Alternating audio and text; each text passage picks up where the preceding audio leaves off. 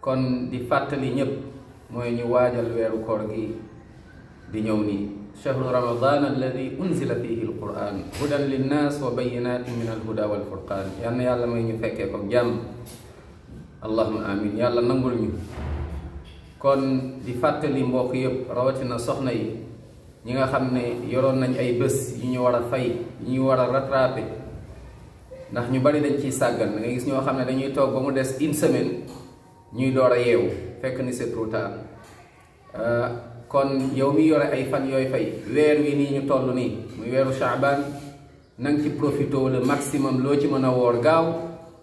ndax weeru koor bu ñëwee fekk ni alhamdulillah nga dugg ci sans aucun souci. am ñoo xam ne dañ naan man li ma yor de weeru koor gi avant moo ñëw dinaa ko rattrapé di sàggan ba finalement dugg ci weeru koor fekk yore nañ ay bor après di poser ay question naan waa imam wala di laaj borom xam-xam yi waa léegi nan laay def loolu yow yaay responsable bi ci acte boobu ci kanam borom bi subhanahu wa taala. kon ma ne bés ni ki tey na nga ne insha allah taala li ma dese xëy na ñetti fan la juróomi fan na nga ko accéléré boo ko mënee accéléré lépp nga woorandoo lépp benn yoon mu jeex moom moo gën ndax koor gaa ngi nii kon bu ñu dugg ci koor gi fekk ñu ngi ay bor naam mbokk yi ñu góorgóorlu aussi activé wu mooy ci suñu relation ak alquran jàng alquran nafar alquran ndax weeru alquran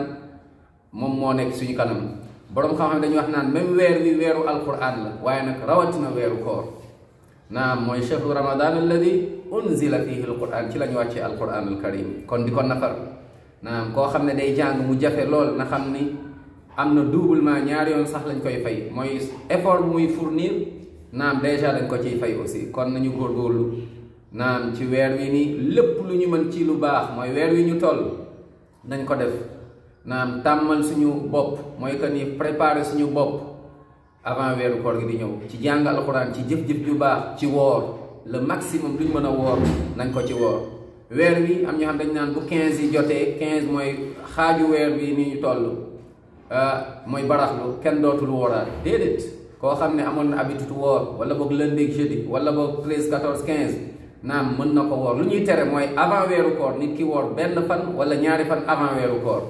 naam ndax mu bañ a taqaloog weeru koor mais sinon nañu def le maximum ci woor ci jàng alquran ci saraxe waaye mooy ñi yore li ñuy fay nañu fay gaaw avant muy trop tard.